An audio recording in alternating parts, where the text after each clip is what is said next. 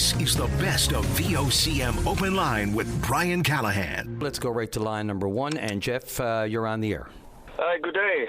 Jeff Butt here. I spoke to Patty numerous times previously regarding the drug crisis here in Newfoundland and across Canada. Absolutely, Jeff, and myself as well as a reporter. So just for listeners who don't know, your son, of course, Lucas, died of an overdose some years back, and you've been fighting the good fight to hold these people, drug pushers and those who supply these drugs, accountable, before the eyes of the law. So, sorry, I just want to briefly just give that overview. Yes, thank you. I appreciate that. As we know, like the crisis in Newfoundland now with the crime is blown to a point. It's gone to a point where it's out of control.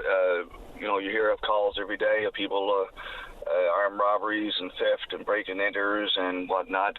And some of the problem with the issues why it's getting so bad is drug pushers are not held accountable for their actions. Mm-hmm. And of course, they often take advantage of vulnerable people in their vulnerable states of mind, given issues going on in their life at the time. And in turn, what happens is drug pushers take advantage of vulnerable people. Vulnerable people resort to crime to support their addiction.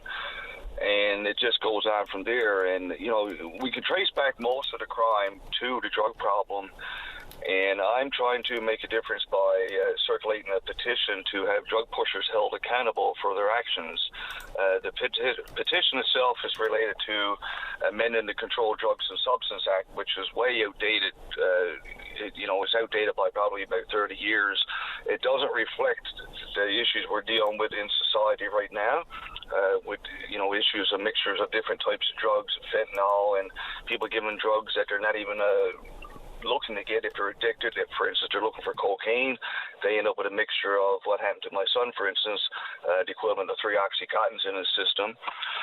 So, all too often, the police get called to those scenes of overdose and no real investigation is done because they kind of shake their head, well, what are we supposed to charge people with? So the aim of the petition is to amend the Controlled Drugs and Substance Act to have drug dealers charged with manslaughter for giving drugs to vulnerable people in our society. And the other part is if a person does survive the overdose and got some kind of a health issue because of the drug use, then the drug dealer should be charged with negligence causing bodily harm. And also the other part of the petition is if me or you, for instance, are using drugs together and I see you overdose and I got the means to call for help to help you, like most everybody got a cell phone in their hand this day and age. If I'm standing there and I let you die knowing you're dying of an overdose, I should also be charged with negligence for not calling for help. And so the problem is, like, there's a good Samaritan law there. If 2 people are using drugs together, you call for help, the police are going to ignore a gram of cocaine that's on the table. But the issue is the drug pushers, the people that are connected with the drug trade, they would sooner let you die than have anybody in their house because that gives them time to clear out the drugs. They wait to call for help hours and hours later, which, for instance, happened with my son, which was 18 hours. That gives them time to clear out the drugs, clear out any evidence that they're involved with the drug trade, and then they'll call for help long after the person is dead. So the Good Samaritan law is there to protect the drug user, but the drug pushers and people connected with them are a problem. They often know somebody's dying of an overdose and don't call for help. I've had personally at protests, I've had a drug dealer approach me at a protest basically bragging she let a young girl die because apparently the young girl stole off her. So when she came back to get drugs, they gave her more or something different than what she was asking for and killed her. And drug dealers know they can. I can basically invite you in my house, give you drugs. Please show up. And all I got to say is this person was using some type of drug. I don't know what he was using. No investigation. Rarely is there an investigation, and that's it. It's over.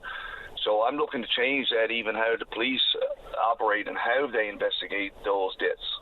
Yeah, the conscience of a drug dealer is not exactly, top of mind for them, their conscience. And there's one thing that they're in this for, and that is for the profits and the proceeds and the addiction.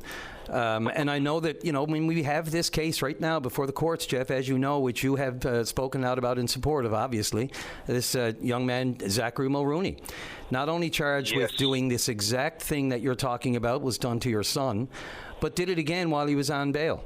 While he was on release. Correct. So he's charged with manslaughter, criminal negligence causing death, as you said, the appropriate charges, trafficking in a drug or substance, 3 counts of possessing drugs, and, of course, separate charges, which are actually coming up on the 20th of August.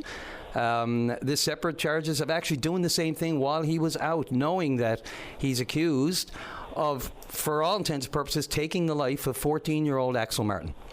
And I covered this one from the beginning, and the family, I've listened to you, and I'm telling you, I see the same thing. I hear the same thing in their voices and the same things in their eyes. It's just the senselessness of it and the way that this has gotten away from us is absolutely.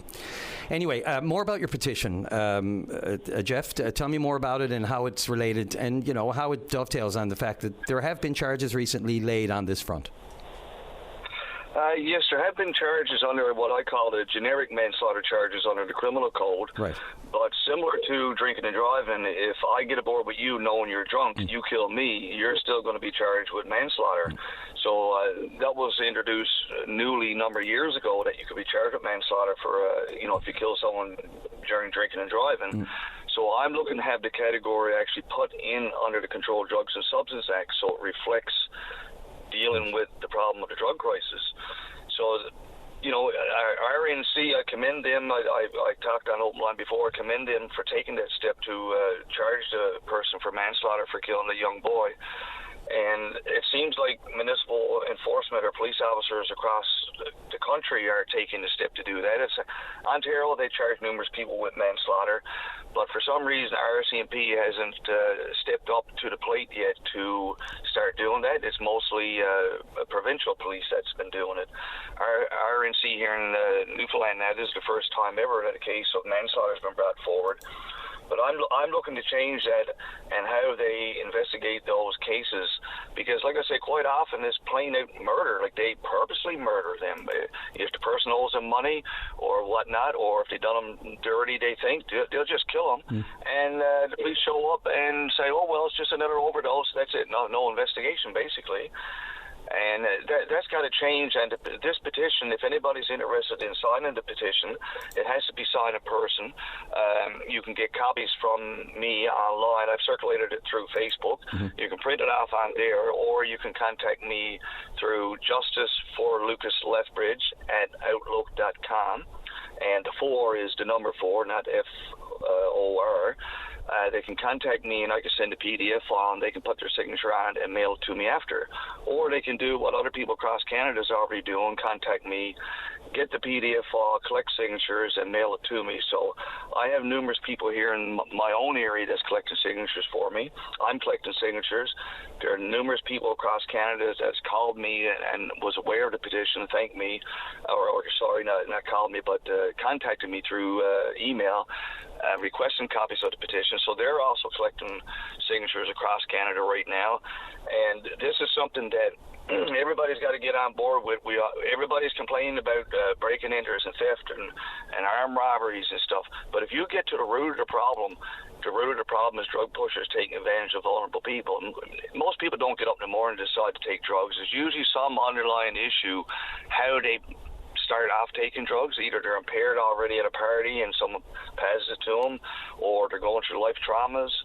And of course, we hear all the time of all these different crimes, increasing crimes of spousal abuse and violence and murder, and a lot of the times it can be traced back to the drug problem. And until the drug dealers start to be held accountable for what they're doing, it's going to continue to get worse.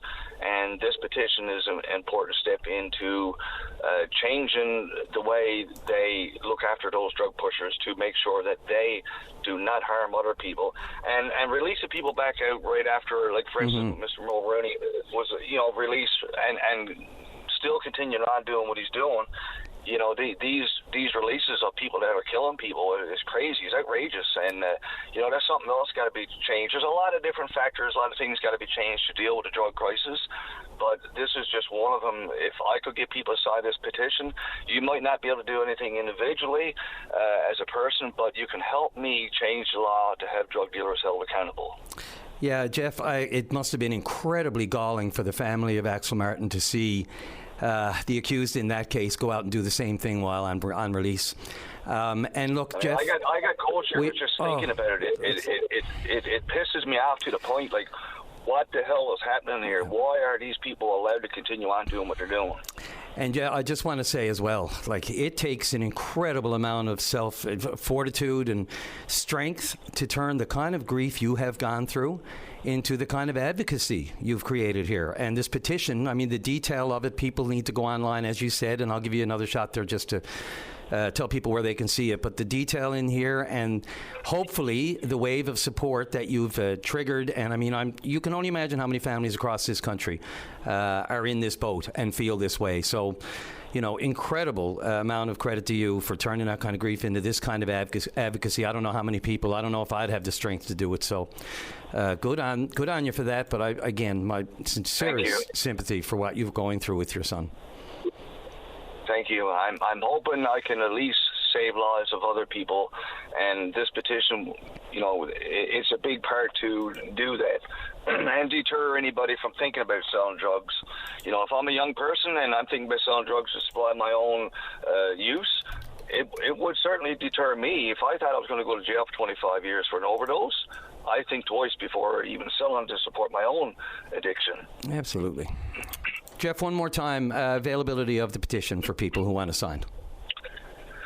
They can view it online on Facebook. All you have to do is search up my name, Jeff Budd, or Justice for Lucas Lethbridge, and I'm sure you'll see it pop up there somewhere through social media.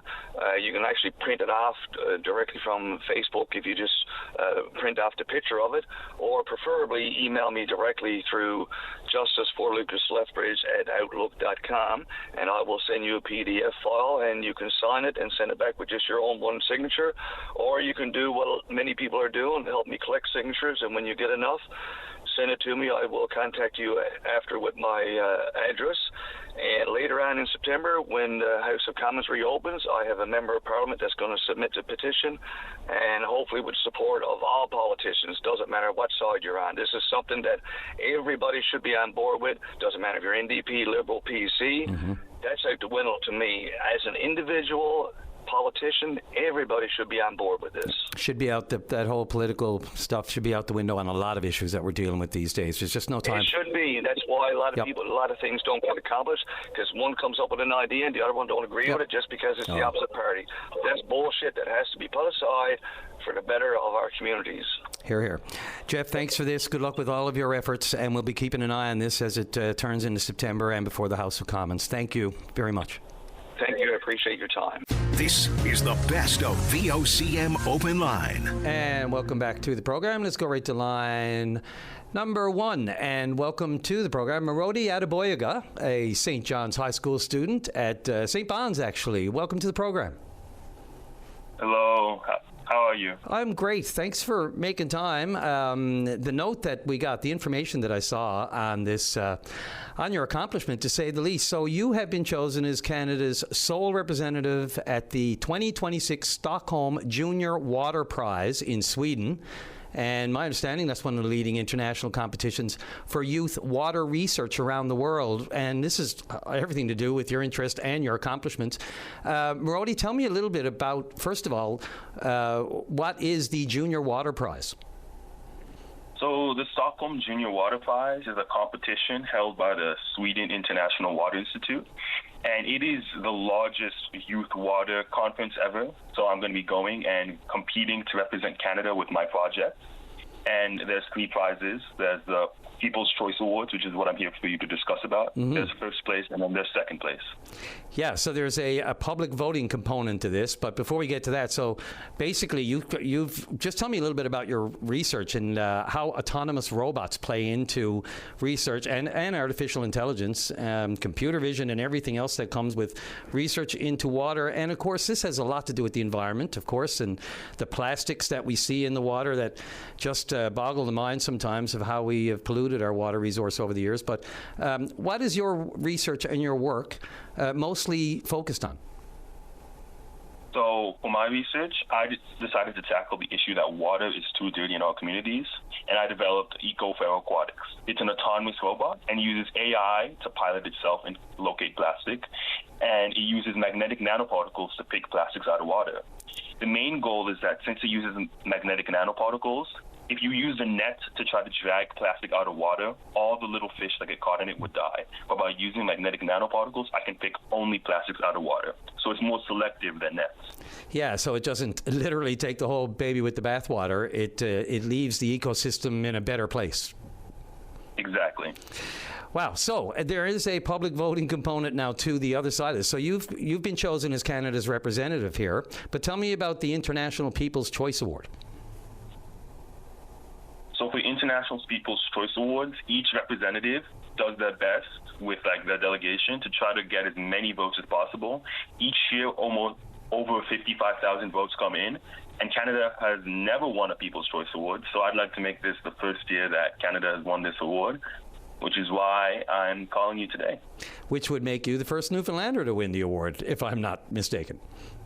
I'd be the first Newfoundlander to win an award at all there. Wow. I mean, look, just the fact that you've been chosen as Canada's representative here, shout out to St. Bon's, of course, and your schooling. I am a graduate, I'm very proud to say, just so you know. That was a long time ago. On the hill, she still stands majestic. And there are only, 16 more days to vote? I think 15, 16 more days. 14 more days. We're down to 4. Oh, yes, because I'm reading an email from 2 days ago. So my math was never my strong suit, Marody. But, this is not the most complicated. You think I get that right.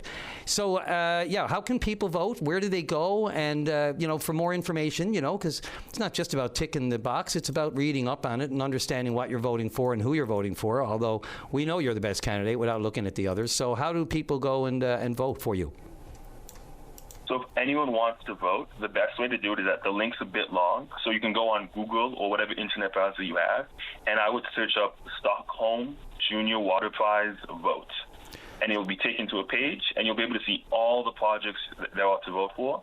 And then you can search Canada or look until you see the Canadian one. You can click vote, and all you need is an email, and that's it. Fantastic. Look, I wish you nothing but the best. We try to be variety here on the show, and of course support local people, local students, local everyone doing anything on a national stage, let alone internationally. And this is other level. So I wish you nothing but the best. And 14 days more to vote. And when do you? Let me see. Do you travel to Sweden for this? Yes, I'm going to be traveling to Sweden for August 22nd to August 27th, if I'm about. Okay. That's what I was looking for. So a couple of weeks to go. Wow, that weekend. So only 2 weeks away. You must be just a little bit excited. Oh, yeah. Very excited. Hopefully I bring some awards back for Newfoundland. Oh, of course. Hopefully. It's in the bag. Who's going with you? So the only person going with me is a delegate she lives out in Ottawa. Mm-hmm. So, yes. But not a parental thing or anything like that. This is, you're going to go do your thing and they're going to watch from afar. Yes. As proud as we all will be. Exactly. Listen, Marody, I appreciate the call today and for bringing us up to date on this. I love shedding light on any kind of, local accomplishments, and this just goes a little bit above accomplishments. It's incredible that you've been chosen Canada's sole rep for this, and, in the spirit and in the interest of the environment for all the right reasons. And God knows, we've had these... just specific to your research, the plastics, everybody can relate to this, and a better way to clean it up, more efficient way to clean it up, better technology, and using all of the, resources, including AI, for good ways, as it's not just, we're all very wary of the influence and the emergence of artificial intelligence in our lives. But clearly, this is a great application to your research and to what you're doing. So good on you. Thanks a lot. Congratulations so far, and good luck at the event. And good luck with the voting. Thank you. Thank you so much for having me. This is the best of VOCM Open Line. Let's go to Glenn on line number 1. Glenn, you're on the air. Good morning, Brian. How are you today? Pretty good, thank you. Can't see a thing. The show started, I could see across Kenmount. Now I can't see a thing. Wow, this fog is led to believe it was going to burn off, but nope. Okay, I'm actually out in St. Lawrence. It's beautiful out here today. So I know. I got and you know what? It's funny. I got to go to the Burin Peninsula this weekend coming up, and it's looking like 24 and sunny across the board. Oh, so I'm looking forward to that. Perfect. Yes, sir. Yeah. So anyway, what's on my mind today is I want to throw a 500-pound brick at Bell Alliance. Only 500 pounds. Just 500 pounds. Okay. Yeah. My parents live out on Long Island, out in Notre Dame Bay, and I mean they're seniors. 80% of the island are seniors, I would guess. Mm-hmm. And the landlines out there have been messed up now for about 3 weeks. And it's a 50-50 shot. You might call in, you might get them, and if you do, it's static.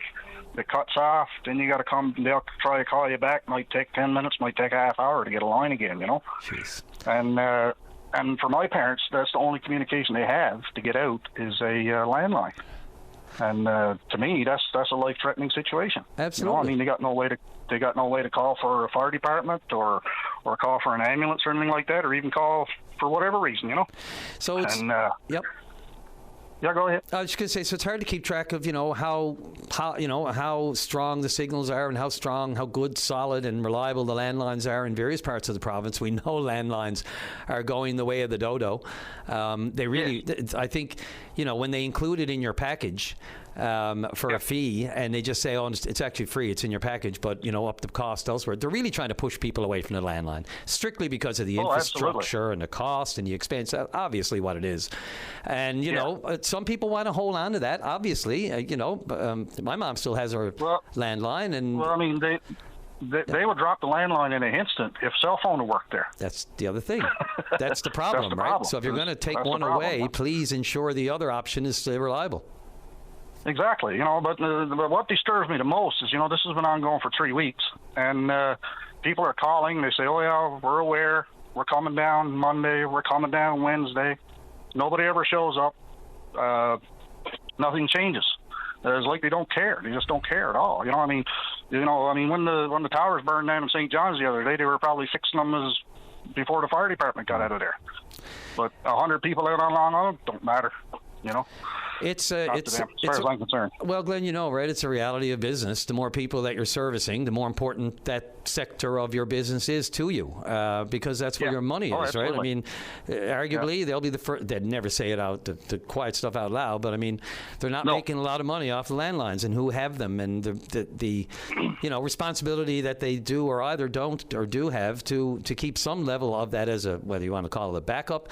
In this day and age of hacking, and look, all you need to look is no further than the United States, where their systems are vulnerable just as anyone else's is. You just don't know what's going to happen. And I mean, not saying landlines are going to save this day for all of us, but it is, it's not just a nostalgia thing. It's an important thing when you have unreliable cell service. It's got to be one or the other, right? So, and the smaller areas are going to get the short end of the stick.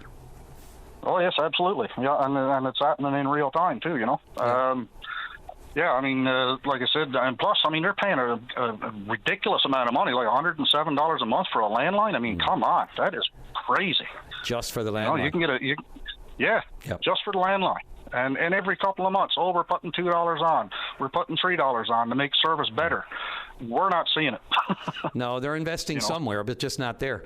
50 years ago, in 1976, the landline worked perfectly on Long Island. And now in 2026, 50 years later, they can't get it to work. That doesn't make sense to me. How many residents would you say are there now, Glenn, on Long Island? I'm just guessing about 120 maybe. And are they all full-time? Is it part-time? Is it summer? Is it seasonal? No, everybody's there full-time. The ferry is running there every day, and it's quite busy down there, actually, and especially summertime. And, there's always a lot of activity there. And like I say, most of the people there are seniors.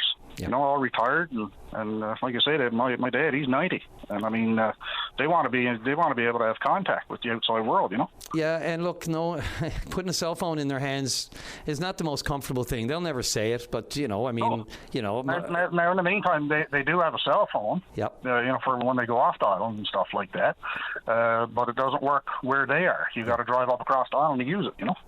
So that's no good if you got to make a doctor's appointment. You got to call in, leave a message, call them back. Well, if they can't call back, how can they make an appointment? So let's get to the nitty-gritty of this incident right now. So this situation right now. So it's been a few weeks, did you say, or they're coming or that? What's the very last you had? 3 weeks today. Yesterday I was talking to a home there, and it was the same thing. I was talking to a friend of mine out there, same thing. You know, it's not just their phone. It's a lot of people's phones on the island, right? And were you or your parents speaking to Bell Alliance directly? Everybody has been speaking to them. I was speaking to them yesterday. My parents, they're just at wit's end trying to call them, trying to get some satisfaction. You know, they're not. All we're getting is lies, to be honest. So they're setting dates. They're just not trying. They're setting dates and not showing up. No. Now I was out there a couple of weeks ago, and there was a truck came down there, but nothing changed. Yeah, there was a Bell Alliance vehicle there, but nothing changed after that. So I don't know what they're doing. I mean, this amount of time, they could have rebuilt the whole system. Yeah, and you end up chasing it like an ice cream truck, you know. Look, there's the Bell truck. Let's run after it and see if we can catch it and try to get out a first-hand account of if he's here to fix something or what they're doing. Because I hate to brag on them, but it is what it is. If they're not, if they're giving you timelines and not showing up and not living up to the commitment, then they need to be called on it. No pun intended. And maybe at some point, you know, let's have accountability here on the program or otherwise. What a treat it would be to have a Bell spokesperson to talk about what they're going through, as you previously mentioned, the fires here in town on their infrastructure, and where their priorities lay. I'd be all over it, Glenn. It's an important topic, not just for Long Island, but many other isolated communities around this province with seniors who, you know, need that connection more than ever.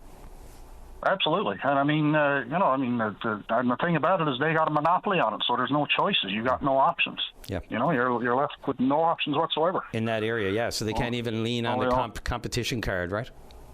No, you can only deal with the devil, and that's it. maybe that'll smoke them out. Maybe. You know, I'll be happy to remove the devil moniker if they could just someone could give us a shout and just let us know what they're up against. And that's all we want is some information. Yep. You know, we're just not getting any. All we're getting is a runaround. As I've said, communication is so important these days, but sorely lacking. Sounds good. There's a funny thing. There's more phones now than there ever were, and you can't get hold of anybody. How ironic, you know? Yeah. Glenn, I appreciate the call. Keep me posted on how your parents are doing and how how are they health-wise? Doing okay for their up in age? Oh, best kind. My dad, he's 90. He's only just gave up in the woods a couple of years ago. There you go. Jeez, well, we should all be so lucky. Yes, sir, absolutely. Anyway, let's get that phone thing sorted out. Get some information, some communication. That's it should be the easiest part of this, rather than erecting infrastructure. Let's get just communication. We'll win today. Thanks again, Glenn. Keep me posted if you get any kind of word or progress. Okay, thanks, Brian, for having me. This is the best of VOCM Open Line. And later this afternoon, Premier Tony Wakeham will join Hope Air.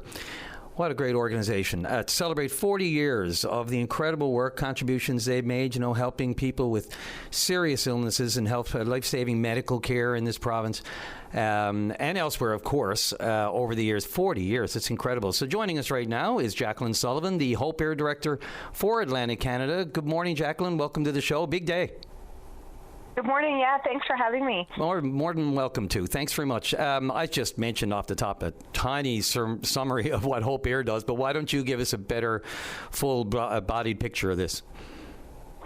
Absolutely. Hope Air is a national charity that provides free, non-emergency medical travel support to patients in financial need who have to travel long distances to access health care far from home.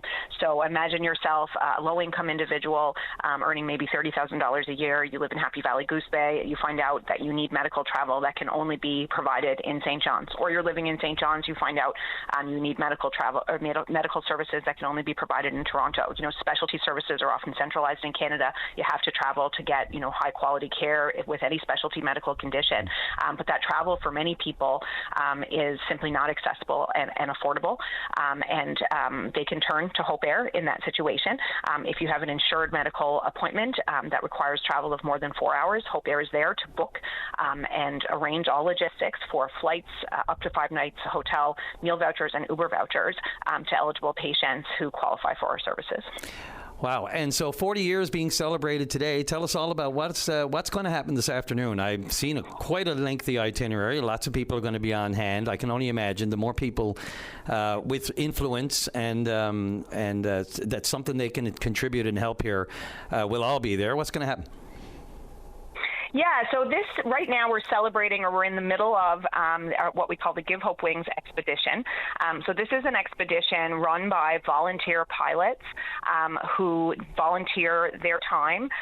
They're general aviation aircraft, so small 1-2-seater aircraft, to travel halfway across the country, starting in Halifax.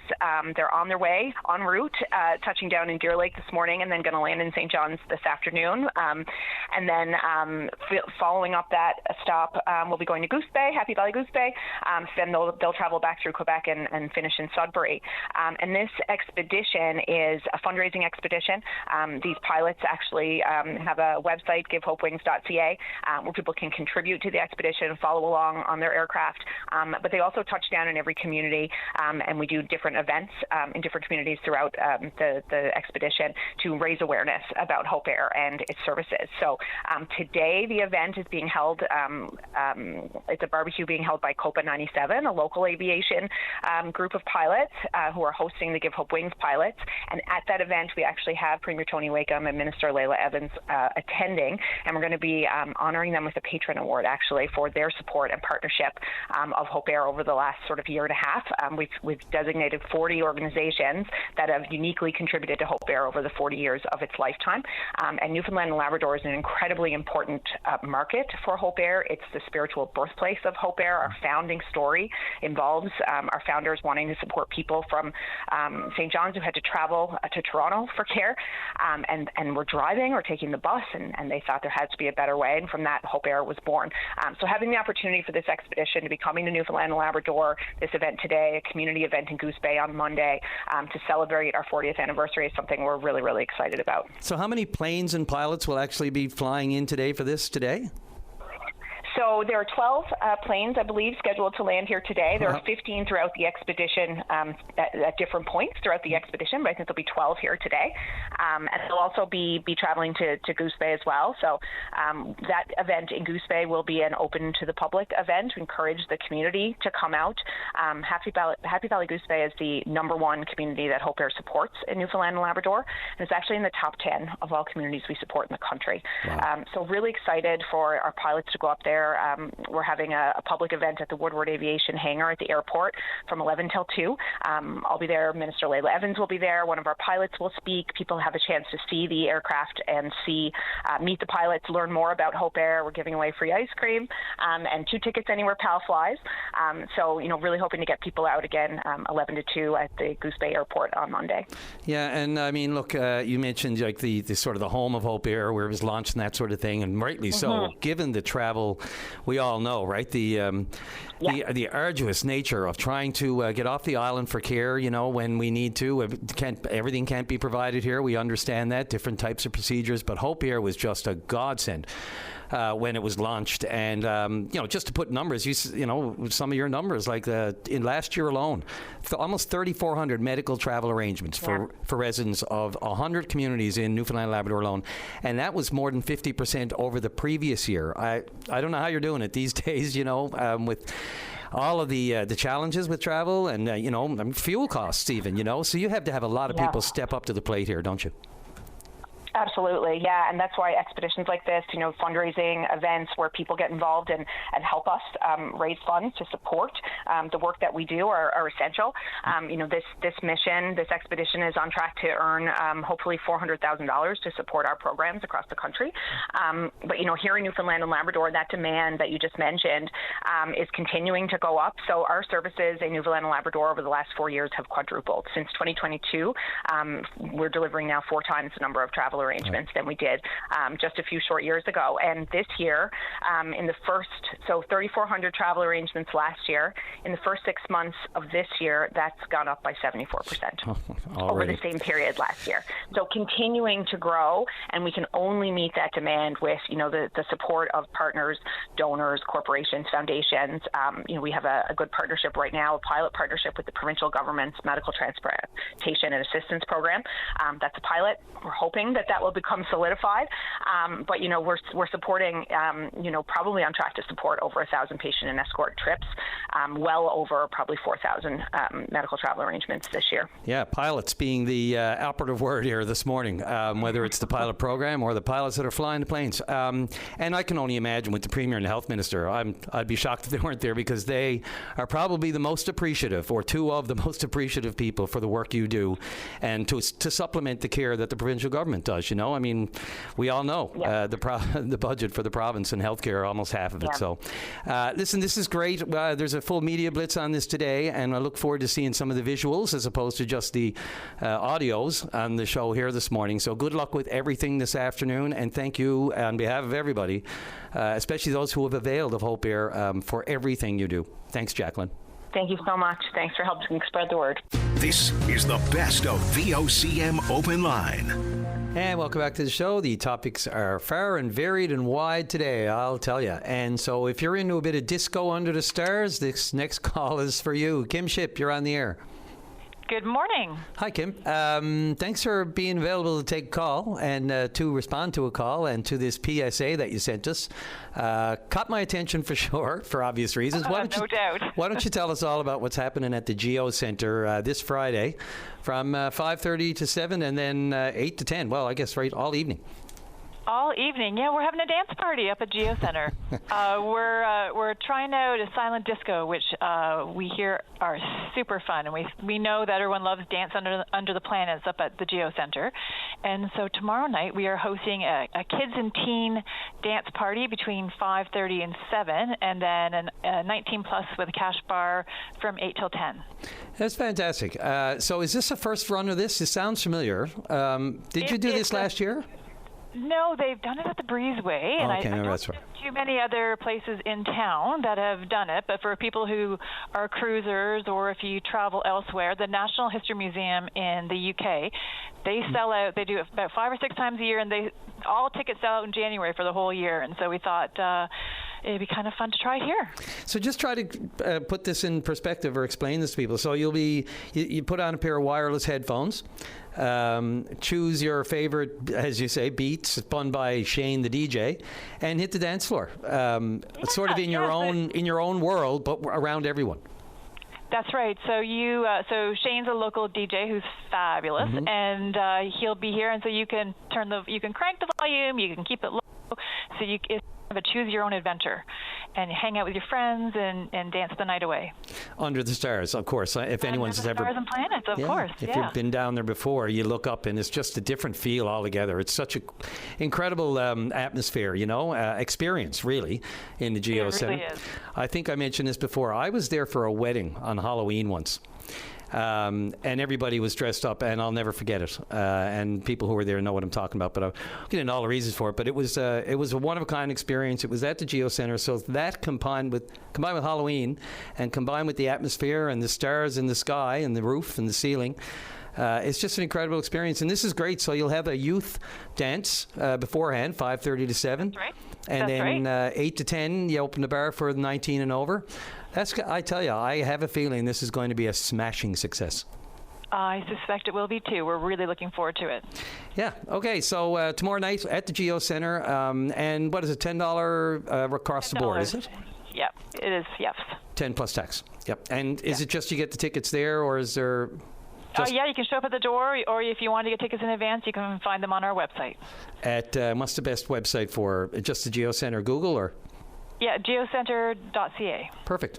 All right. Thanks, Kim. I appreciate it. Thanks. What's your title up there? Looking forward to it. I'm the director up here at the Geo Centre. Yeah, the director. But I will definitely be on the dance floor, too. I was going to ask you. I suspect you'll be into it as well. It's great. I mean, how are operations these days? Is still, I mean, look, it's one of the most unique facilities we have in this province, built right into the rock. Great for the Johnson family. And in this day and age of MUN dispersing of some of its assets, a lot of worries and that sort of thing about what the future of the Geo Centre might be. But there's still lots of conversations behind the scenes happening about that. But I can tell you, and particularly on a day like today, where it's your typical fabulous Newfoundland weather, there are 2 tour buses out front here, and the place is packed.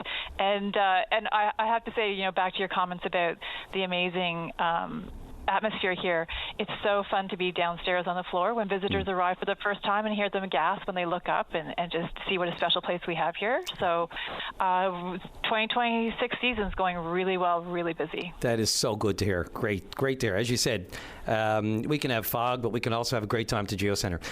So I know you got to go. You're on press time here. I really appreciate you hanging in there and being available for this one. And good luck tomorrow night. I got a feeling you're going to get some renewed interest out of this one. This is going to be something different. We're always looking for that for our kids and for ourselves. Right. So it should be a great time. Good luck. Thanks so much. Have a great day. This is the best of VOCM Open Line. Let's take our next caller. Line number 2. Doris, you're on the air. Hi. I want to send out a big bouquet and a big good luck to the rugby team under 15. They're called The Rock. They're gone to PEI this morning for the Atlantic Championship, and we all wish them all good luck. Is it boys and girls, or? No, just the boys. Just the boys this time, okay. And yep. PEI. Gone to PEI this morning, yep. Well, the Rock reputation precedes itself, so they better look out. I know. The competition, that I mean. Yes, they're so good, and their attitudes are phenomenal. They're really, really good, If they lose, they lose. They win, they win. But, they're really, really good. My grandson is into it, so that's why I'm saying go for it. Yeah, it's, we watch NFL players with all the equipment on. There's no equipment in rugby. I tell you, no, there's none. I can't really watch it myself because but my husband goes all the time. Yeah, I tell you, it's not for the faint of heart, but it's also not just, as you pointed out, it's not just a physical aspect. It's all the other good lessons and morals they learn from the team period and the tightness of the Rock community and the rugby community here in Newfoundland and Labrador. It's phenomenal. I think of the late Dr. Brown and others who have been associated. I mean, we've taken rugby to another level with the likes of Pat Parfrey and Dr. Brown passed recently, and this is great to know. There's so many teams going off the island. Sometimes it's hard to keep track. So I rely on the callers like yourself to call in and let us know, and we'll take that call any day of the week. So thank you so much. My phone's just about ready to die. So thank you so much for putting it out for me. You're more than welcome. I hope I was going to say break legs, but I'm not going to use that one on this one. I'll just say wish them all the luck in the world, and they won't even need the luck. The skill they got will supersede their luck. Oh, the skill is unbelievable. Yep. Thank you so much, sir. Have a good day. Thanks, Doris. Appreciate the call. Bye-bye. Yep. Good luck to the under 15s and PEI. Boys Rock team going up to represent the province as great as they do, as all the Rock teams do. Let's take our break on to 15. We'll be right back with Jennifer and your calls. We've got a couple of lines open. Busy morning, but we got time for you after the break. This is the best of VOCM Open Line. Let's go to line number 3. And Jennifer, you're on the air. Hi there. How are you? I'm okay. I'm fogged in here, but could be worse. Yeah, it's not a very nice day out. I just wanted to give everybody an update that was actually, for me, it's amazing. My late sister is gone 8 months, the 28th of this month, and I don't know if it was her, looking down on me, but I got a phone call from the OCME where, they have a backlog, so much stuff going on, and I understand that. And the OCME, of course, is the Office of the Chief Medical Examiner, just for people who are not big fans of acronyms. Yes, so I'm not going to say any names, but I got a phone call, and they went through a backlog of things that they had, and they came across a purse belonging to my sister. Really? Okay. So I now have closure. I have her purse, her bank card, her MCP, all of her makeup, and I couldn't be happier. Well, Jennifer, because I know we spoke, 2 weeks ago now, maybe, about your sister who was in, you weren't notified immediately. It took how long again to you to be notified that your sister had passed and was in, for lack of a better term, cold storage at the Health Sciences? She passed November the 28th at the Health Sciences, and I was informed anonymously by a medical professional who knows us both on February the 3rd that she had passed. And so February the 3rd I called and I found out that she was still in cold storage from November the 28th. Yes. And that was hard enough, but this actually gives you some solace now that it's been some time. Where did they find her purse? They said that it was just backlogged. It was just so much stuff. But I don't understand it because there's a sticker on the bag and like a label, and it has my sister's name and a date on it, but the date says December the 1st of 2026 or 2025. So I don't know, but they just said it was backlogged, and I have closure now, because when she was cremated, the funeral home didn't give me anything to even say that it was her. I just had only her ashes, and that was it. But since then, I've gotten so much more, and I just want to thank all the people that have helped me in my corner. They know who they are, and I love them all. And I just want to thank the province in general for coming to my post and offering their condolences, and it really means a lot to me to know that a lot of people support me and they care. Yeah, well, that's good. I mean, it's good news. It's good news is relative, no pun. But it is good that you've gotten some sort of closure, as you said. That's the most you can hope for in a situation like this after everything that's occurred, I guess, eh? And honestly, Brian, I have been sleeping so good ever since they told me that they had her bag, and I brought it home with me on the 29th, and I've just been like high on life. Wow. Well, listen, whatever works for us, right? And I'm just so happy to hear that is giving you what you needed. I can't imagine what you've been through, but to have that and know that's giving you the positivity. I mean, those are the things we need, right? In life these days, you look for anything to change your mood, to become positive, So, yeah. When people go through stuff like this, that's completely out of the normal. Nobody really knows how to, make the first steps to how do we deal with this? What do we do? Who do we turn to? But I just want to say that no matter what anyone is doing, don't ever give up, because fighting is what we do, and it's what keeps us going. Yeah, the struggle to rectify wrongs, absolutely, or at least in your case, delays that really took too long, and uncertainty and questions unanswered. But look, if this gives you what you needed, couldn't be happier for you, because the last time we spoke, I could hear it in your voice. It was there was a lot of despair. So it's a very dark place. Okay, well, look, I really appreciate it, Jennifer. I know I always tell people to call us back and let us know if you're getting anywhere with the issues that people bring here to the program, and I'm so glad you did that. And I'm so glad you're feeling better about everything. I am. I feel so great, and I just want to thank you again and thank everybody who's listening. I love you all. Thank you, Jennifer. I really appreciate it, and I'm so happy to hear you're in a better place. Oh, I'm so great. Thank you so much, Brian. Have a wonderful day. This is the best of VOCM Open Line with Brian Callahan. Let's go to line number 1. And Wade Smith, you're on the air. Good morning, Brian. Morning. I guess all kinds of stories on there this morning. Oh, my as always. God. I'm at whiplash here. Yeah, I would say you're going from one end to the other. Yeah. It's what makes it interesting, Wade. It's what makes it it's what really is the secret sauce of Open Line, isn't it?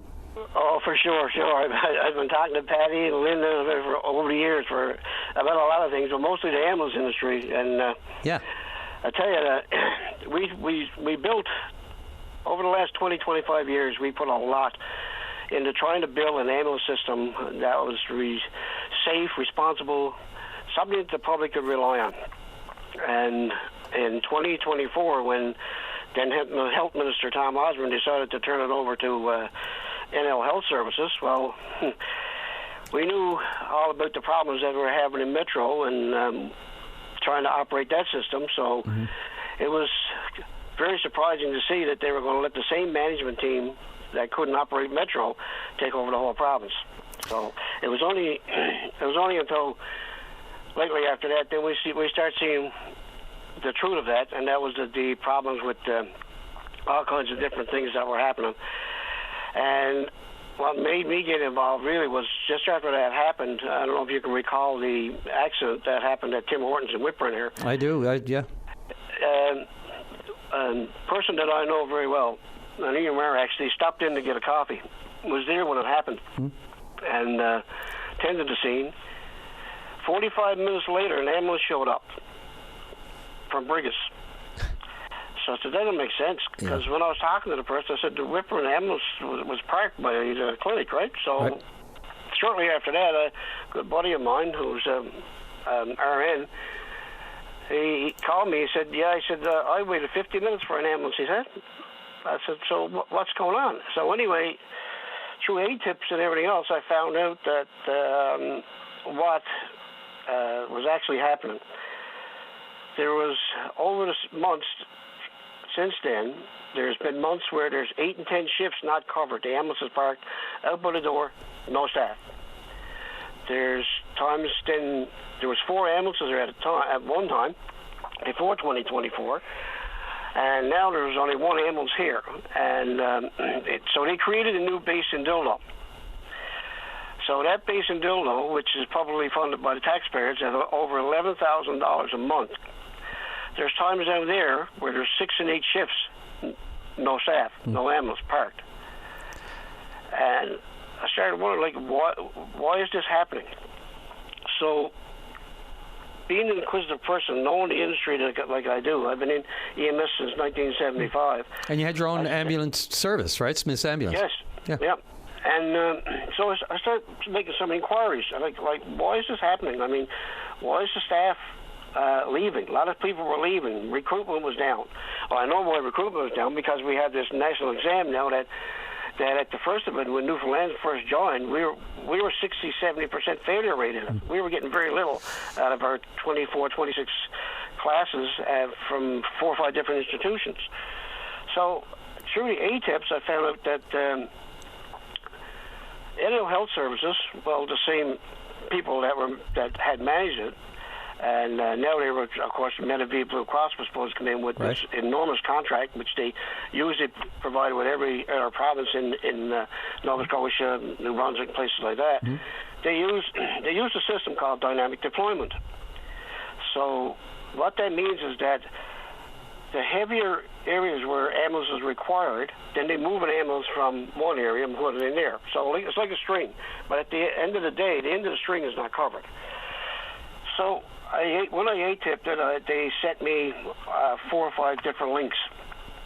But I guess they didn't know me very well, but I went in and I looked at every one of them and looked at the studies that they looked at. And I knew what dynamic deployment was because I checked it long beforehand. The only study out of all the studies that were done came out of Sweden. It was the only one that had any patient outcomes into it whatsoever, and it only had mostly urban centers. There's no studies done that showed dynamic deployment ever worked in a rural area.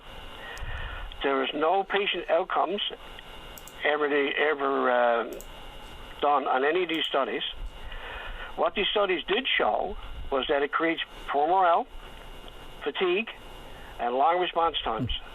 That's one of those duh moments. I mean, obviously, some of these things just where it's going. Dynamic deployment only, is great if it's dynamic and not sporadic.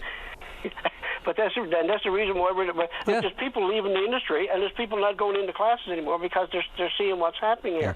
Yeah. But what gets me was that some of these people come out of New Brunswick.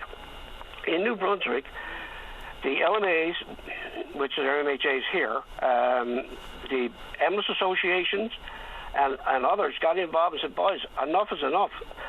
We're seeing response times up the same as we're seeing here now. So in 2022, they changed that system. Gone altogether because it wasn't working.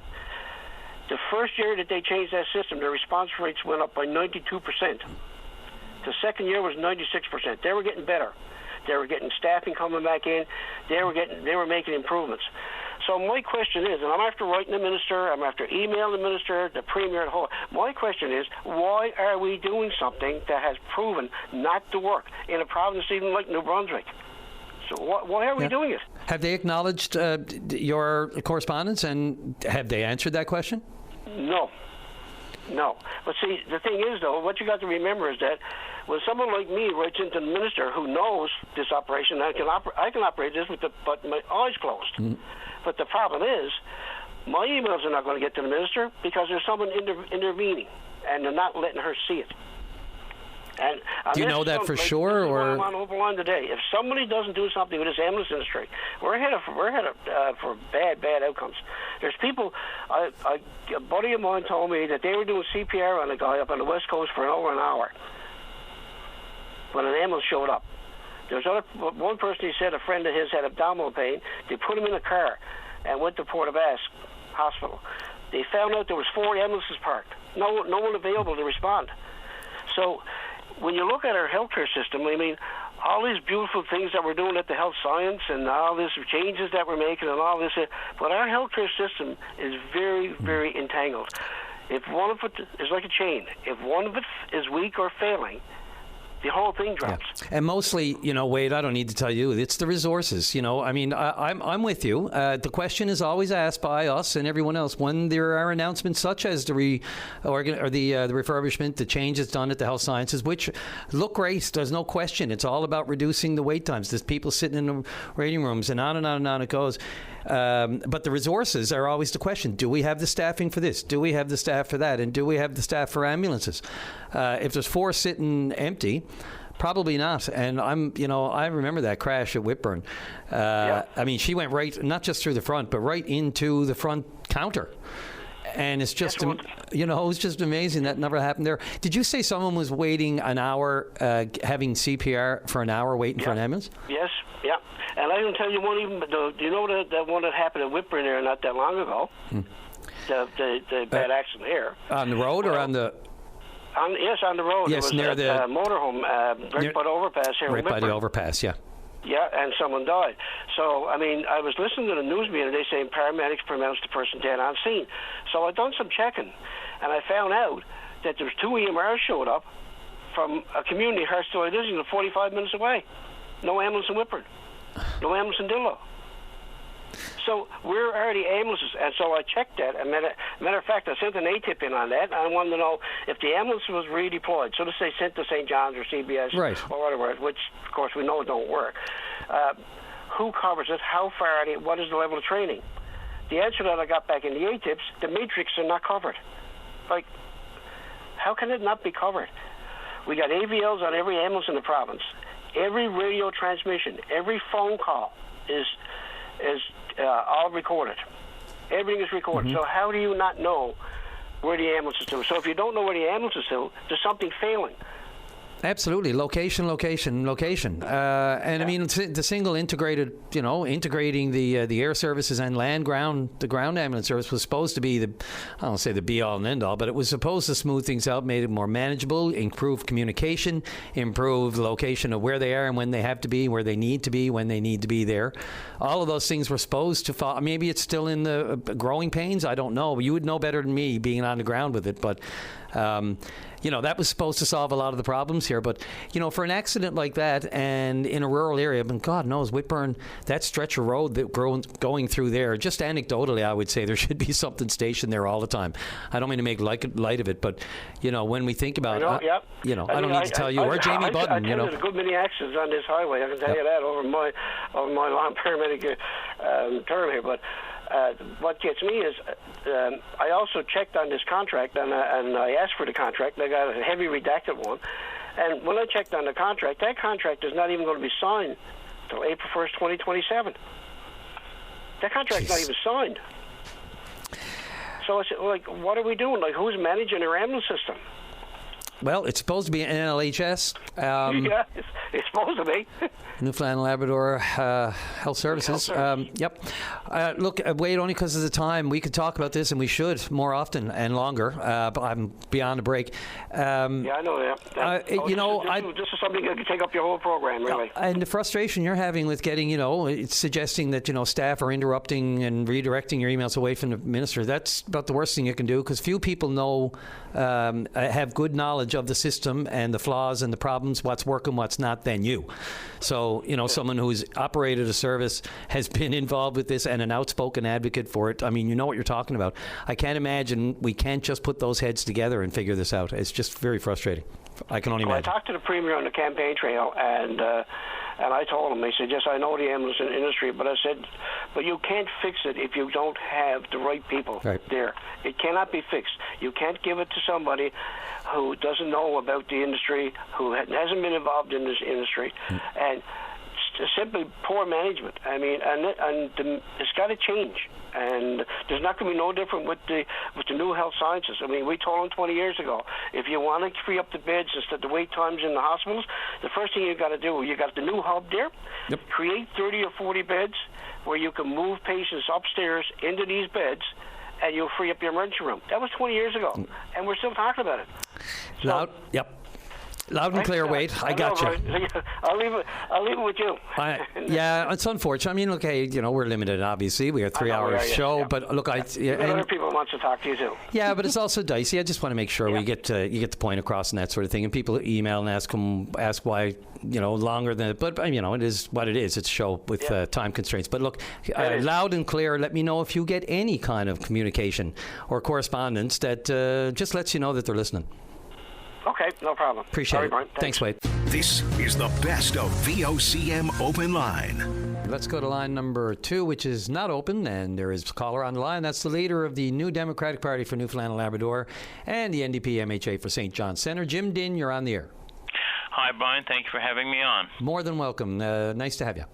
I'm calling in about our press release on the communication. 244,000 on communication consultants, and little communication is followed. And I'll start with our reasons, something that we put forward in our election platform. With regards to transparency, how do we take, the influences, the big money influences out of politics, and about transparency measures. And one of the recommendations in our platform, our promises, was to eliminate the need for the outside consultants and instead rely more on the people within the system that we have here hired to do communications and rely on their expertise.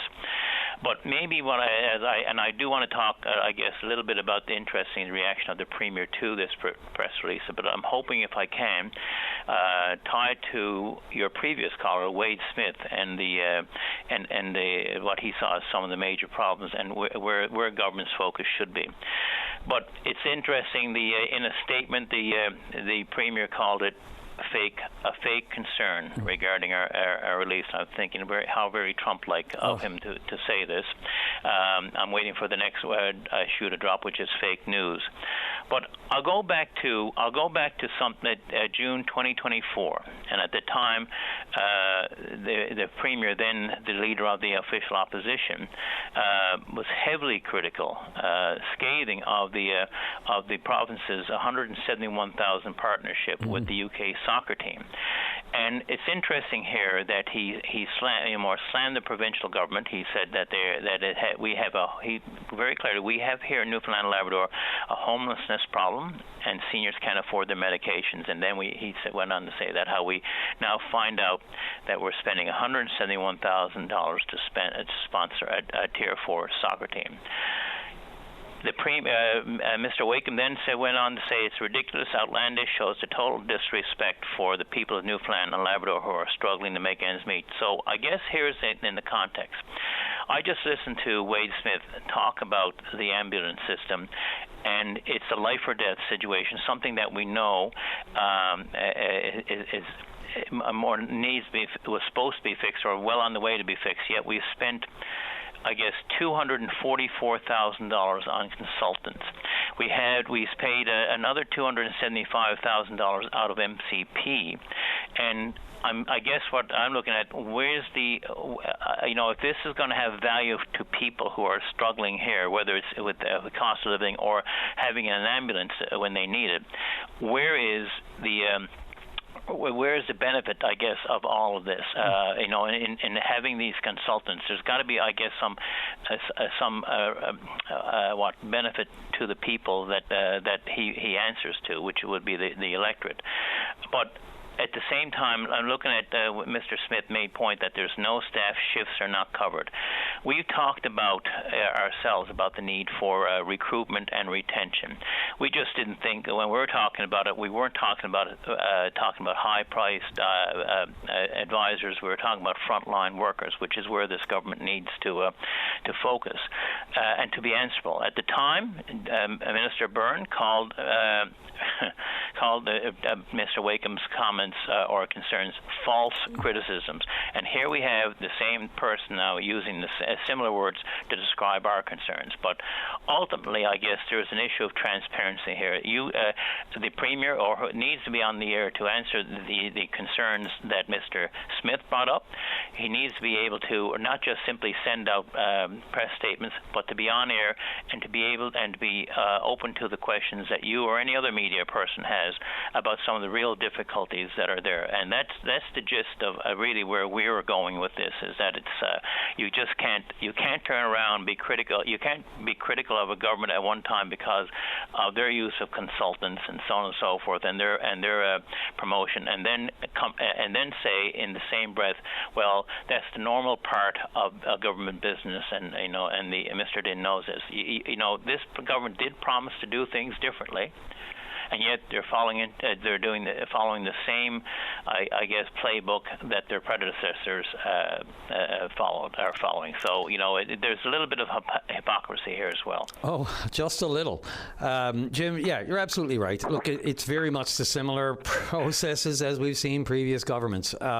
Look, I'm pressed for time, but I will just say this, and then I'll take your comment, and we can clue up on that. But I honestly feel like the Premier is somewhat conflicted. Even this government is conflicted over this transparency thing. They said it, they promised it in the campaign, they went into it with good. I honestly believe they meant it. We're going to be open, we're going to be transparent, we're going to tell it like it is, we're not going to be. I think they went in it with the best intentions. I honestly do. I just think that the way that the machine worked when they got elected, and the surprise to everybody, and then when you look at where a lot of the strategy was directed from, and there's no secret that Mr. Outhouse up along and the Federal Party seems to have had certainly some influence in this, and they were quite pleased to see, the Tories make some inroads here in the province. And I believe just from there, the directions are coming from elsewhere. And I think it's very scripted, clearly. There are very few specifics, anything on the bone when we get a comment from the Premier on specifics. I mean, it's the same things. We're going to do the best of what's for the province, and we know all that. Tell us what it is. Tell us some specifics, and just be not a little bit more open, a lot more open. So I'll just give you a minute there to. I'm going to, and to your point, I'll say we went into this election with the best of intentions too. But there's one key difference between us and the other two parties. We actually put out a costed platform, a plan. Here's how we're going to do this. So very clearly, that's something that we heard promises, but I guess no plan. And you really do have to have the courage of your convictions, I think, once you get on that and the answer. And that's the fact. I don't think they expected to be elected in power, and now they've got to live up to those expectations. But we had a plan that we were going to be, that people could hold us accountable to. Here's the plan. Not only the promise, but a plan. And I think from here on in, every party, the other two parties especially, need to be up front at the beginning. Here's the platform, and here's how we're going to achieve it, and then follow through on it. Agreed. It'd be nice to keep those. That's why they changed, went from promises to commitments. Remember that? That's scary. They stay away. It's a commitment now as opposed to a promise. Jim, thanks. Always appreciate it. Appreciate it. Take care. This is the best of VOCM Open Line. Let's go to line number 3. And Don, you're on the air. Also, good morning, sir, and how are you? Grand. How are you the day after? Boy, yes, it takes a bit of recuperating, Brian. I got to say, yes. We were down on the course yesterday morning at 7:30, and worked all day and left about 7:30 last night, 7:45. So it's a long day, but that's it. That's what it's all about. Brian, I'm talking on behalf of the St. John's Lions Club, of course, to announce that we do have a winner for our, what do we call it, the Backyard Barbecue Bonanza, where we advertised we could get all $6,000 worth of gift cards for a lot of different potential backyard stuff, but you could get $6,000 for gift cards on really anything at all, from gas to groceries to, I don't know, a trip to the Dominican Republic, or anything in between. But we do have a number, and I told people that we would go on the open line, Brian, to announce the winner. But before I announce the winner, I do want to take a moment to thank some companies in town that permitted us to be able to sell the tickets at their locations. Those include the Coleman's on Mary Meeting Road, the Coleman's on Newfoundland Drive, Dominion Stores, Black Marsh Road, the Health Sciences, and I'm forgetting somebody. That's not a good thing. I got to write these things down. Canadian Tire. There you go. Canadian Tire. On Hebron Way. So those people, we'd like to thank the management and staff for allowing us to sell some tickets down there. And that was a great help for us to do this fundraiser, Brian. And ultimately, the winning number was 4940 on the St. John's Lions Club Regatta Day draw, 4940. We did make the draw at our Lions Club last night, and and we were able to make a contact with the name on that on the stub, and so that person is now considering what way they'd like to take $6,000 in gift cards. Holy! But we'd like to let the public know that obviously we're very appreciative of all their support. St. John's Lions Club and Lions Club generally are always out there in the community trying to help people as best we can, and organizations such as the Health Sciences, Eye Department, and things of that nature. The Canadian Council of the Blind, and a number of other places, and we'll continue to help as long as we can, Brian. The work that the Lions, Kiwanis, you name it, any of the organizations that have been down there. How did you do this year, like compared to previous years? Was it a good? What do we say? Bottom line for the Lions Club this year? No, we didn't do too badly, but I think yesterday was a bit of a slower day. Okay. I think a lot of people were anticipating the wet weather, which we finally did get. Pretty heavy for a little while there, around between 4 and 5. Yeah. But so I think a lot of people did sort of stay away from the regatta this year.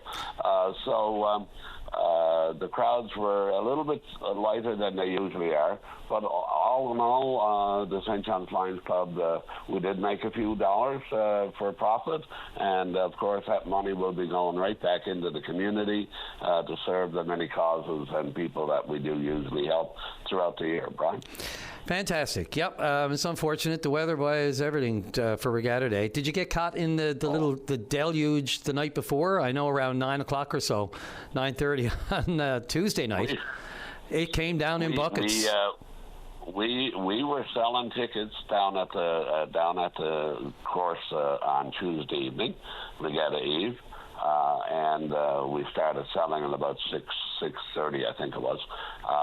And we decided to pack up at about 8:45. We did feel a few little pecks of rain, and we were just leaving the course, and we had a car parked fairly close. The driver went ahead because I'm a little mobility impaired these days and not able to walk that far. So I was waiting there at the by the cemetery wall, and boy, just as the car came down the road, down come the rain as well. Boy, and it did it ever pour. So I'm glad we left what we did. Yeah, I got a little wet, but not too bad. No, excellent. We were coming out of a house, and oh my God, didn't expect it to be that extent. So it looks like it just held off long enough, right, to get into pre-regatta stuff. I know there were some people caught in it, but it could have been worse. Could have been the evening, but no, I mean, for the most part, it worked out great.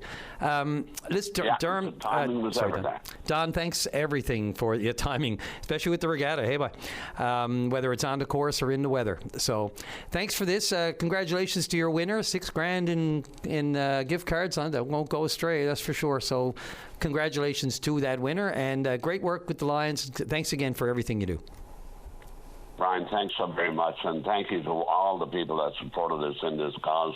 We'll be coming back looking for more support again, and I'm sure the public will be out there and willing to help. And Brian, if I can say one other little thing. Sure.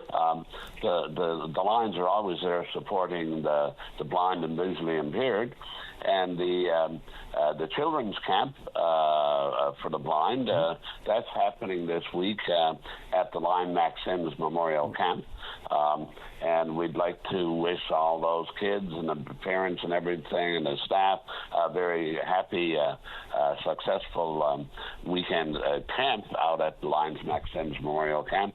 And starting this Sunday, our visually impaired adults we'll be going out for a week of fun and celebration, and we'd like to wish all those folks, we sponsor a few each year, but we'd like to wish all those folks a very happy week of camping as well. So good luck to all those folks. Great stuff. Thanks again, Don. And everything you do, the entire community appreciates that kind of work. I don't know where we'd be without the Lions, Kiwanis, and all the other great community organizations. Thanks again for this. We'll talk to you soon. Thanks again. All the best, Brian. Thank you very much. Bye-bye. You too. This is the best of VOCM Open Line. Line number 2.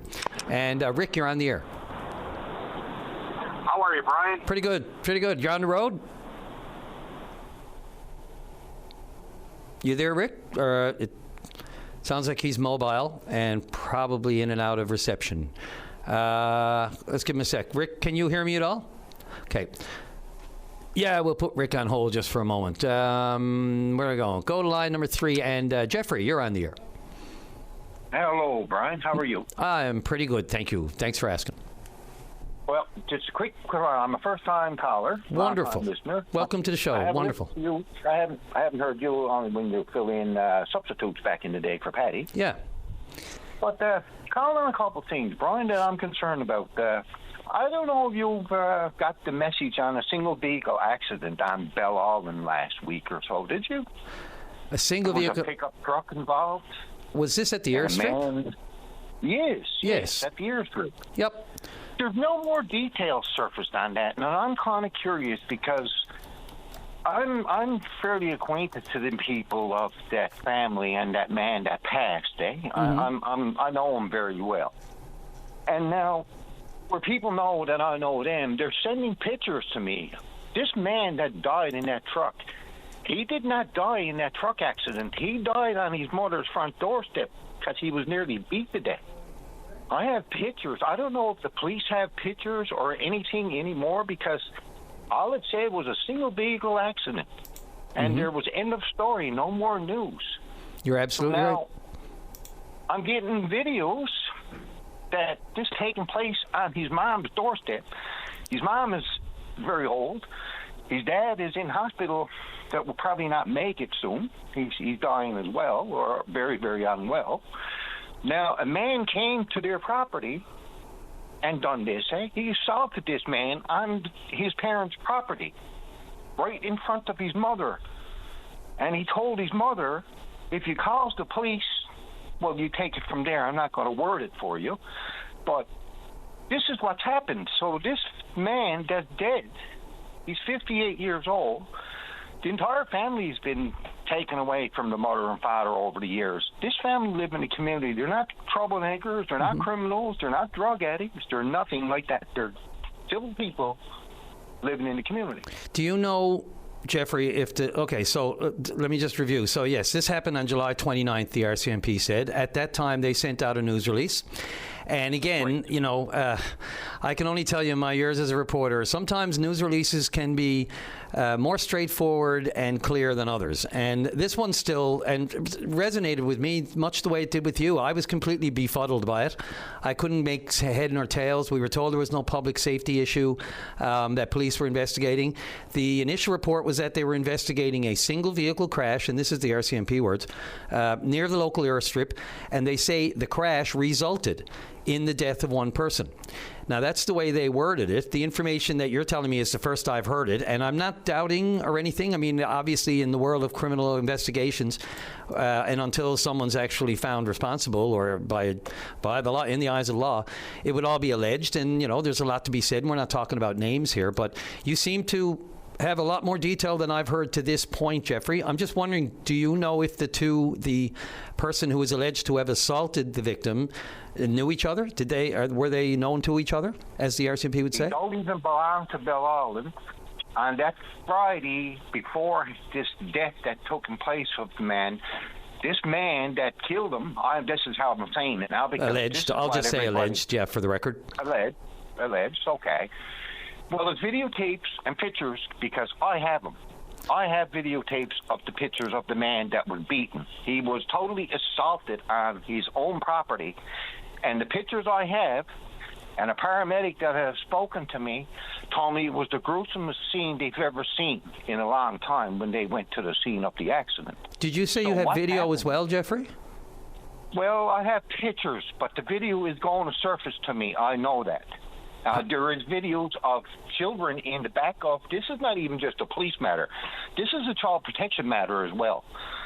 Because in the back of that pickup truck of the assailant, I would call him, there was 3 kids in the back seat crying and saying, "Daddy, please stop. You're hurting him." And nobody's talking about this, Brian. And there's videos surfacing around Bellolin to different individuals. People are afraid to talk about it, Brian, because the guy that is involved, he's an important figure. He don't even belong to Bellolin. He drove over on the ferry that evening.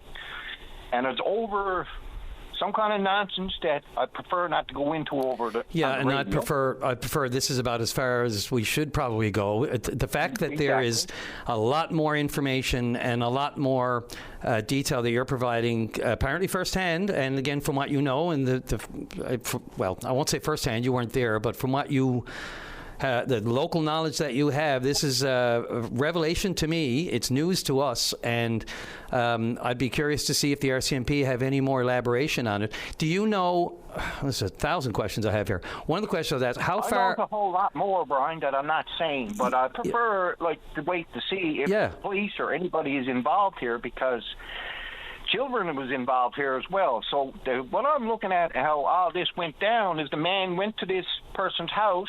He assaulted them very, very badly, because the pictures show that. So the man was kind of totally shooken up and beat up pretty bad. He jumped in his pickup truck to run away from this man. And with the amount of mess that I've seen on pictures of this man should never have started a vehicle. So he was chased to his death. And that's how I sees it. That wasn't a single vehicle accident. He had no reasons to be in them areas where he was found. I don't know if he've ever been in them areas for any reasons. Right? Well, at this point, they've said the Office of the Chief Medical Examiner has been engaged. Now, that was late July. That was July the 29th, so that's more than a week ago. I guess, it's not to say that the RCMP won't be forthcoming with more information. Obviously, they've made an appeal to others. If anything, obviously they're always looking for more information to advance an investigation. They do say that to respect the privacy of the deceased and his loved ones, no further details would be shared publicly. But that doesn't stop people who know or have very good knowledge of this from suggesting that this is what happened, and maybe a little bit more forthcoming. I don't know. When the investigation's underway, they have to be careful to protect the integrity of any evidence and what could be said publicly and not. But there was such precious little information around this, and very odd, very vague, not knowing what happened. I'm giving you information that is true, because it's on pictures and it's on videos. And the man's face is there too, the guy that was involved with this. Well, I look for a little. All I'm hearing is crickets on this, and I hear a lot more simple stuff in the media, and I'm just asking questions, basically. How come the police, there's been 4 deaths on Bell Island in the last several years, and they were murder deaths. Somebody killed somebody, and there's nobody being held responsible. Like, the police doesn't do very much on Bell Island, Brian, and I'll have to tell you the truth, because I had incidents with the police over my own land that somebody tried to take, and I would paperwork, and they wouldn't look at me. They told me that these other people are in the correct decision. I have to leave the property, and I with papers and deeds. So we won't go into that, but there is a little more shadier things. Nobody's investigating this. I don't know. It's not hard enough as far as I'm concerned. It's sad. Yeah, I don't know. I mean, I would. They still have a death that may or may not be unexplained. Obviously, the first step is to get a confirmation of cause of death from the chief medical examiner, and then they can go from there. That's always the first step, because these can be intricate things. But I mean, video and photos. It's not to say that they're not doing hard work behind the scenes. Maybe there'll be more information that'll come out. Maybe even there'll be charges laid. It's been a week, and sometimes these things can take a bit of time. But this certainly pushes the needle, and we can ask questions. Sorry? It's been a week, like you said. Yeah. And sometimes that's a small... Yeah. And again, that's another element to this that would not... I don't want to say complicate things, but make it more complex. So they have to bring in different organizations, of course, and then make sure that sort of angle of the story is protected or looked after before they probably make any kind of public pronouncements. You know, I mean, investigations are tangly things, especially, when there's a death involved. And I know they're going to be very careful, and they have to be careful. But it doesn't stop people from being frustrated with the progress or the time it's taking.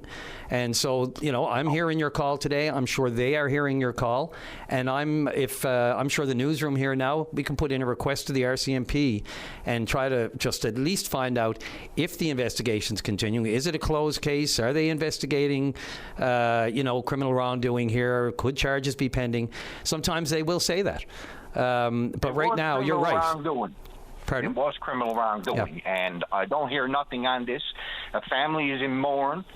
A man with his 3 kids went in on this property, assaulted this man, told his mother, 80 years old, told her not to call the police, and all the children that was around the yard and all the people that was around the yard at the time told him, don't call the police. And he was beating on him while his kids were videotaping it and saying, Daddy, you're hurting him, stop, please. And that man jumped in his truck to run away from that. And this is what happened. He got chased to his death. He was almost dead before they found him. Jeffrey, this is my story. Listen, and just to be clear, the information, the detail that you're giving about the kids saying, stop, you're hurting them, who did that come from? You didn't hear and see that personally firsthand on your own, correct? Just to be clear. No, not me, but there's people talking, and it's on a videotape. Yep. Okay. Right? So the police got to go to the individuals and to his neighbors, and they got to go to the person that is involved. They got to talk to those children because this was taking place, and somebody's going to give me the video. But I don't want to be in possession of a whole lot of different things like that. But I do have pictures if the police want to see what really went down on the doorstep. Yeah, anything that you have. Yep. If they don't already know that stuff is existing, I would be surprised. They may already be in possession. We don't know because there's been not much detail since. Jeffrey, I got to get off I'm like way past, but there was no way I was going to give you short shrift here. It's an important story. It left a lot of holes for a lot of media, for everybody, wondering what happened here. And again, I wanted to bring it to light with us all because I don't hear nothing, and the family's in mourning. They got to lay a man to rest and everything else, his children, his grandchildren, and all these things. And I'm not hearing nothing, so that's all I wanted to do was just let the crickets out of the thing and see if I can get some movement and see if I can get some words for the family. Absolutely. This can smoke out more information. There's no question about it. So I appreciate it, and I will definitely stay on it, and I'll make inquiries my own.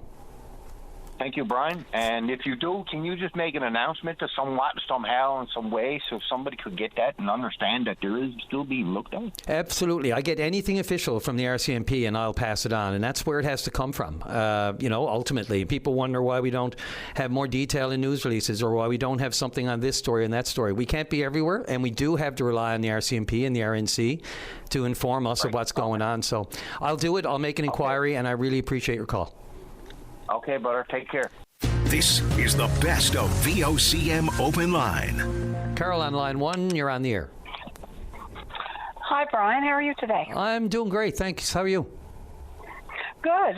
I just wanted to put this out there that I've been noticing, of course, a lot of people have, that the youth baseball in our province is growing leaps and bounds. And there was a team recently, the Raven Selects, based out of Corner Brook, but they had girls from all over the island who traveled to Rockford, Illinois recently to play against many teams in the USA.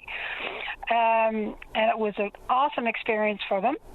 Although they didn't win, they had a great experience and they made wonderful memories. But they were the recipients of the Maybelle Blair Award for the love of the game. Love it. And we should be so proud of that for them. Of course. They got to go to, some of the girls got to go to the Women's World Baseball Games and saw Jada Lee play with Canada against Korea and the USA. And that was quite an experience for them. So inspiring to our youth, and hope it continues to grow. Incredible. I have goosebumps all over me just thinking of what that meant to those young players, you know, not only the trip in itself, the experience, but to see Jada Lee, you know, hometown girl. And we're talking about girls 14U. So it's very inspiring to that age group, right? To get it in their heads that they can too do that. Like, that is a girl from my home province. I can do this too. You can say it to them and you can see it on TV, but to see it in person. Did they get to meet her? Oh, yes. Oh, my God, great. And had pictures taken with her. Oh, my God. Send them along. And my granddaughter was one of the girls.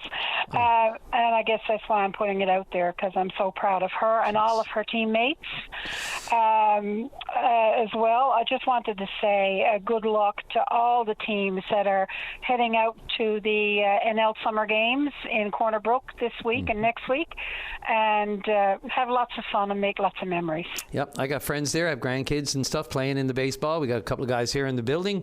Have kids. They're going out for the first weekend of it, at least. And of course, Jada Lee is going to start her first professional game on the mound tonight for the New York Heights in Illinois. That's again, it's hard to wrap our heads around. We've made our mark in a lot of sports, but when you're talking international baseball and New York. Yes. I know. So, and the other thing I wanted to mention, Carol, I really appreciate this call, and Dave put this in my ear too, and we're always talking about it here. We get lots of emails saying, how come you don't talk about, the local sports that are going? It's really hard to keep track these days. It's not like the old days when you had a full sports department and you could devote somebody to go down and cover the finals down at St. Pat's or out to Jubilee Field in Corner Brook, covered out there or whatever. It's really hard these days to do it, so we do rely, and we get anything locally, and we talk about the good news here on the program and trying to keep it positive. Any kind of, I can't thank you enough, and I hope people take your lead, that if you've got a sport and you're really kind of upset, I'm not hearing it on the news or in Open Line, you can call here and take the time that you've taken and play it up and let us know about it, and I'll be all over it. Okay. Thank you so much, Brian, for taking my call. You're very welcome, and congrats to the team. Any of the players want to call, I'd love to hear about the experience, so you can pass that on to them too if you want. Will do. Thank you. Trying to get them young here, Carol. We're trying to catch them young. That's right. Yep. And to be as passionate as they are for the game, it's so awesome to watch. Yep. Couldn't agree more. It's fantastic. Thanks again for this tonight. Go Jada. Okay, yes. Okay, take care. Go Jada. Thanks. Thanks again. Thanks, everyone, again, for the call. Dave Williams, thank you, buddy, for all your help back there today. We had a wild one. Drive safely, arrive alive, everyone. VOCM cares.